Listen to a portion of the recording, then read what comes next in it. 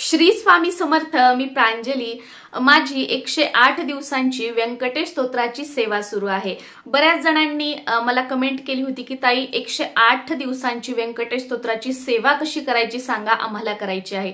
तर सर्वात अगोदर मी ही सेवा काही 108 दिवसांची संकल्पयुक्त ठरवून अशा पद्धतीने केली नाही। अधिक मासानिमित्त 21 दिवसांची मी ही सेवा करत होते। 21 दिवसांची सेवा झाली, मग अधिक महिना थोडा आठवडाच बाकी होता। मग परत म्हटलं की आता थोडा अधिक महिनाला थोडेच दिवस राहिलेले आहेत, कशाला सोडायची। मग परत अधिक महिना पूर्ण होईपर्यंत सेवा केली।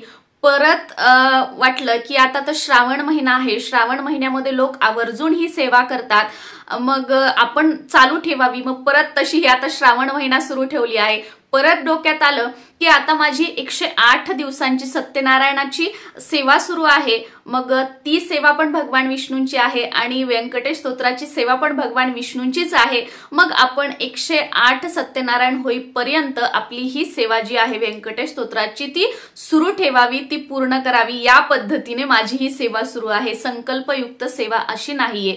पण तुम्हाला संतान प्राप्ती हवी आहे, तुमचा उद्योगधंदा व्यवसाय आहे तो चांगला चालावा, सेट व्हावा असं वाटत असेल, तुम्हाला लग्नासाठी ही सेवा करायची असेल किंवा स्वतःचं घर हवं आहे त्यासाठी करायची असेल, किंवा तुमची जीही कोणती इच्छा आहे, नोकरीमध्ये प्रमोशन हवंय किंवा मुलांना चांगली नोकरी हवी आहे, ही सेवा संकल्पयुक्त आपण स्वतःसाठी किंवा आपल्या घरातील इतर मंडळींसाठी आपण करू शकतो। या सेवेसाठी आपण कोणत्याही शुक्रवारी सेवेला सुरुवात करू शकतो, किंवा आता तर बघा श्रावण महिना सुरू आहे, अगदी तुम्ही आज व्हिडिओ बघितला आणि तुम्हाला वाटलं की मला ही सेवा करायची आहे, तर त्या दिवसापासून किंवा त्याच्या दुसऱ्या दिवसापासून आपण या सेवेला सुरुवात करू शकतो। शेवटी आपला भाव महत्वाचा आहे। तुम्हाला वाटलं मनामध्ये की मला करायची आहे, सेवेला सुरुवात करा। श्रद्धेपेक्षा दुसरं मोठं काहीही नाही, अगदी वारही नाही आणि दिवसही नाही। म्हणजे गुरुचरित्रामध्ये सुद्धा असं सांगितलेलं आहे बघा, मन असता पवित्र सदा सर्व काळ वाचावे गुरुचरित्र। आपलं जेव्हा मन पवित्र असेल, आपल्या व्हायब्रेशन्स हाय असतील, आपल्याला अगदी मनापासून इच्छा असेल, तर त्या दिवसापासून त्या क्षणापासून आपण या सेवेला सुरुवात करू शकतो। आता ही सेवा जी आहे, लग्न झालेले न झालेले, ताई दादा, मुलं मुली, विधवा, अगदी कोणीही करू शकतं। असं काही नाही की यांनी केले तर चालेल किंवा मी केली तर चालेल। कोणीही ज्यांना वाटतं की माझी अशी इच्छा आहे आणि ही सेवा माझ्यासाठी कामाची आहे, त्या प्रत्येकाने ही सेवा करू शकता।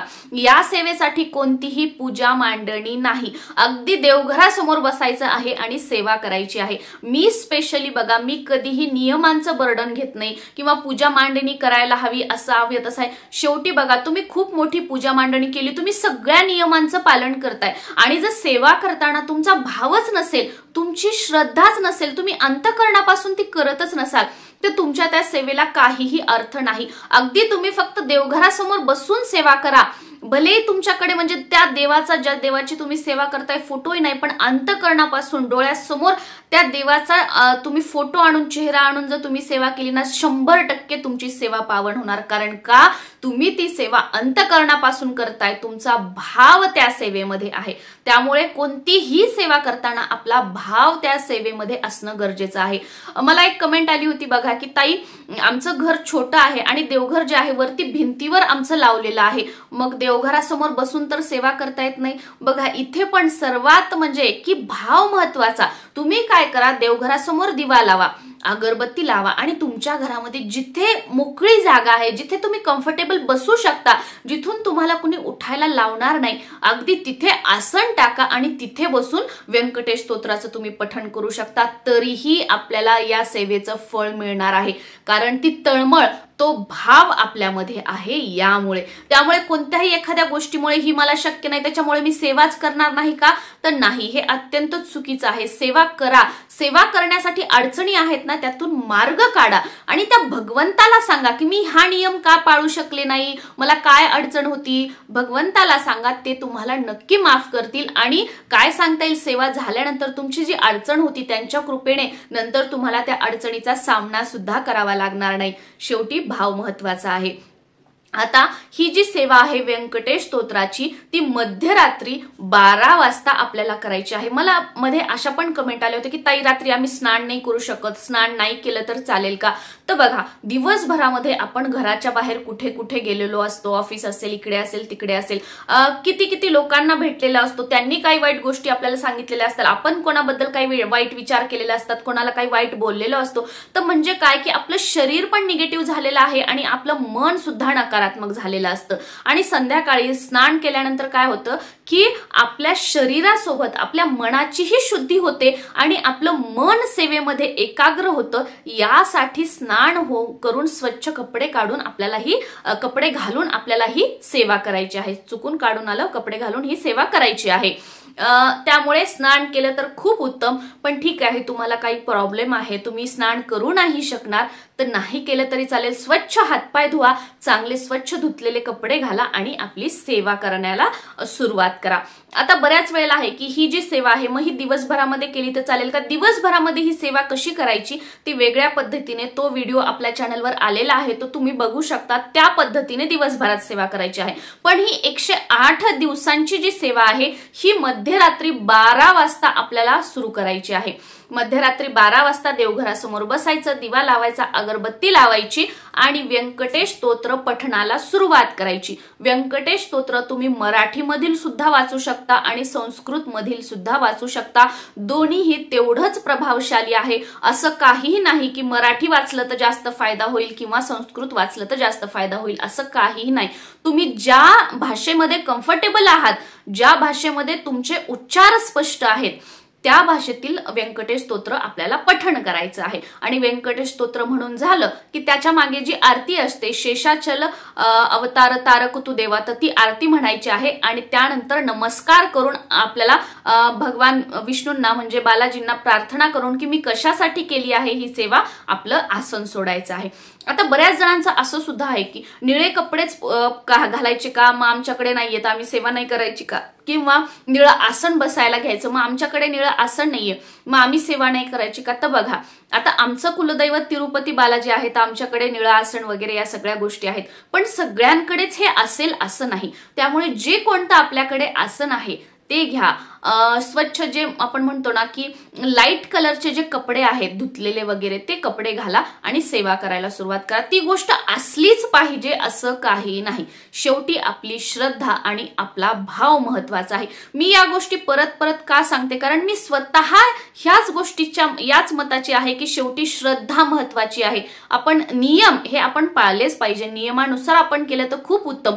पण एखादा नियम पाळू नाही शकत, एखादी वस्तू नाहीये म्हणून मी तो उपाय नाही करायचा का, ती सेवा नाही करायची का? तर अजिबात नाही करायची, अगदी मनापासून करायची। म्हणजे सगळं उपायांचं पालन करून जे सेवा करतात त्यांना जे फळ मिळेल ना तेवढंच फळ आपल्याला मिळेल, कारण आपण ती सेवा अंतःकरणातून करत आहोत। त्याच्यामुळे एखादी गोष्ट नाही म्हणून घाबरायचं नाही। आता फरक काय आहे, मराठी व्यंकटेश स्तोत्र जर आपण पठण केलं तर 3.5 ते 4.5 तास लागू शकतात। आणि जेव्हा आपण संस्कृत व्यंकटेश स्तोत्र पठण करतो तर माझं तर अगदी आता 30 मिनिटं 35 मिनिटं अगदी आरती सहित खूप झाले, एवढ्या वेळात वाचून होतं। शेवटी आपल्या वाचनाच्या स्पीडवर आहे। मराठी व्यंकटेश स्तोत्र जे आहे ते 108 ओव्यांचं आहे आणि संस्कृत व्यंकटेश स्तोत्र जे आहे ते 15 ओव्यांचं आहे।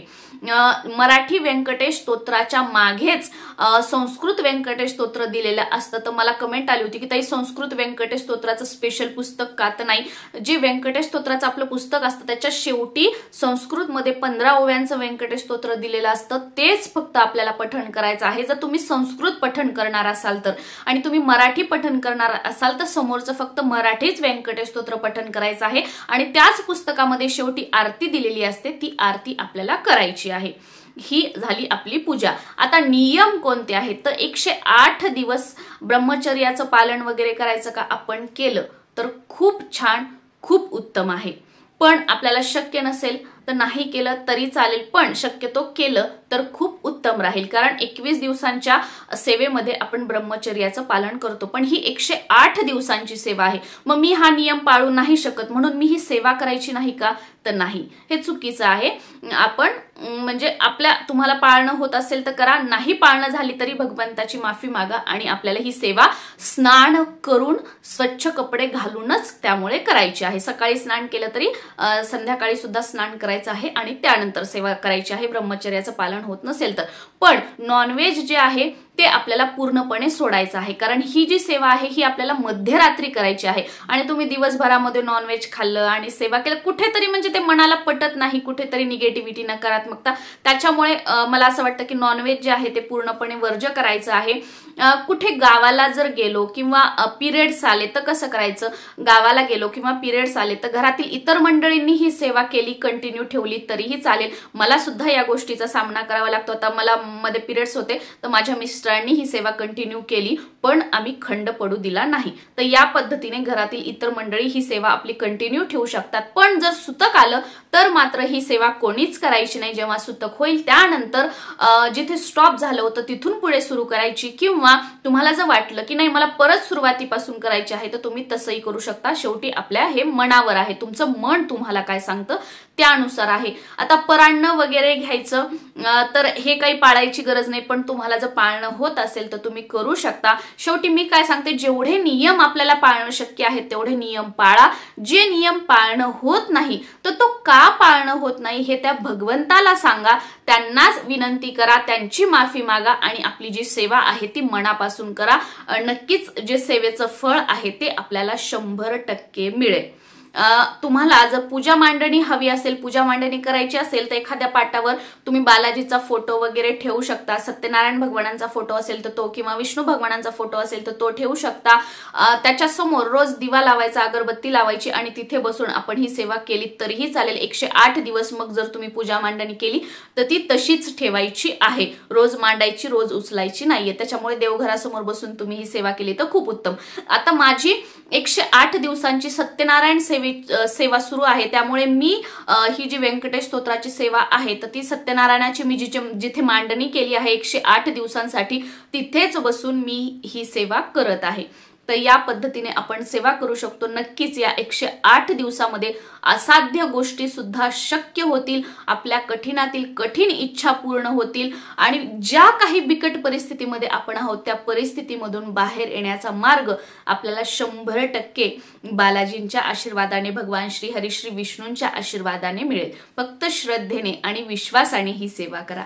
श्री स्वामी समर्थ.